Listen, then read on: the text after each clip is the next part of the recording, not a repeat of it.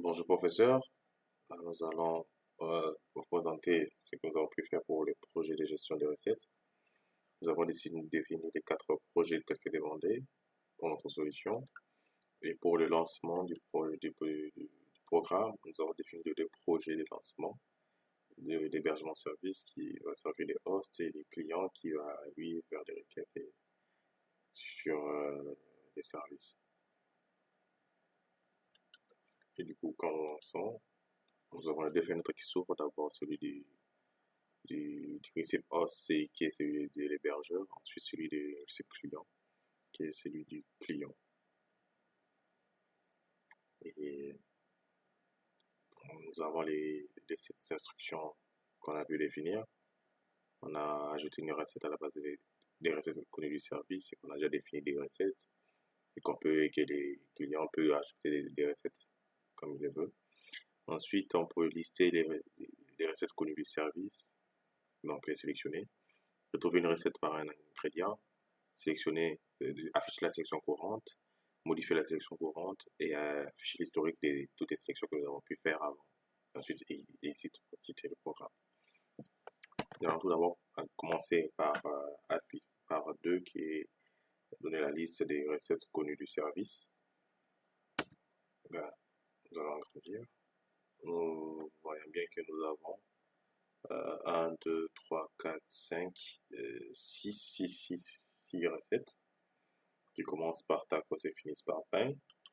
Là, nous allons appuyer 1 pour rajouter une recette qu'on va appeler omelette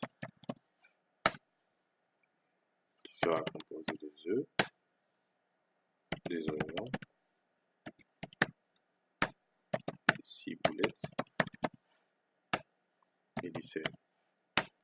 Chaque fois, il faut appuyer F1 pour enregistrer et sauvegarder notre recette. Ensuite, il y a quand même quelque chose qu'il faut noter, c'est que là, nous avions sélectionné les recettes que nous avions dans notre base de données. C'est-à-dire que si nous appuyons sur 4 pour afficher la sélection courante, et bien nous aurons la liste que nous avons sélectionnée avant, c'est-à-dire la liste qu'on a récupérée par 2. Donc nous avons la liste commençant de tacos jusqu'à pain. Donc les 6 recettes que nous avions avant, et vous avez remarqué qu'on n'a pas encore omelette parce qu'on n'a pas sélectionné. Du coup, on va appuyer 2 pour le sélectionner pour bien voir qu'il a vraiment bien été sauvegardé. Effectivement, vous voyez bien que maintenant nous avons après avoir exécuté 1, 2, 3, 4, 5, 6, 7 éléments, 7 recettes dans la base de données. Et du coup, quand nous allons appuyer cette fois-ci 4 pour avoir la section courante, on aura bien omelette. Ensuite, on peut modifier la sélection courante.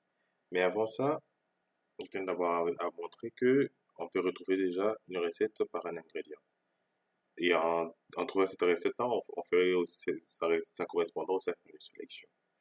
Par exemple, pour retrouver du kebab, on aura à mettre gigot d'agneau. On appuie 2. Là, on va avoir la liste. On appuie 3 pour avoir, on va mettre gigot d'agneau. Ouais. Et du coup, cela nous donne la recette qui contient les gigots d'agneau, qui est le kebab. Ensuite, si nous voulons modifier la sélection courante, c'est-à-dire que la sélection qu'on a ici, on aura qu'à appuyer 5. Et là, on nous demande est-ce que nous voulons enlever cette recette de la sélection courante. On appuie oui. Ensuite, quand nous taperons 4, ben, c'est vide. C'est que pour la sélection courante, on a enlevé effectivement le kebab qu'on vient de sélectionner. Ensuite, on essaie pour toutes les données. On est encore beaucoup plus large, c'est-à-dire les 7 recettes que nous avons. Nous allons essayer de modifier la sélection courante pour ne garder que le cookie, couscous et omelette. On va appuyer 5. On nous demande pour tacos. Est-ce qu'on veut enlever la sélection courante? Donc on va appuyer O, oui. Pour samosa, O, oui. Pour cookie, non, N. Pour couscous, non, N. Pour kebab, oui, O. Pour pain, oui, O. Et pour omelette, non, N.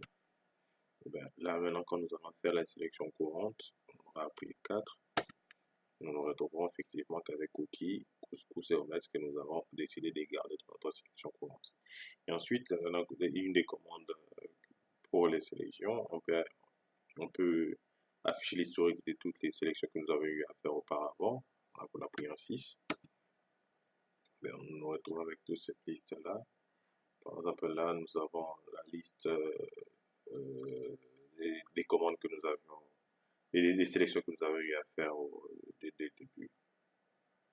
Donc, on a effectivement tout, toute l'historique. Ensuite, nous allons. Et puis, la dernière commande qui reste, c'est de tout fermer juste en appuyant sur et en tapant la lettre C. Pour stopper aussi les serveurs, on n'a qu'à appuyer sur la touche entrée.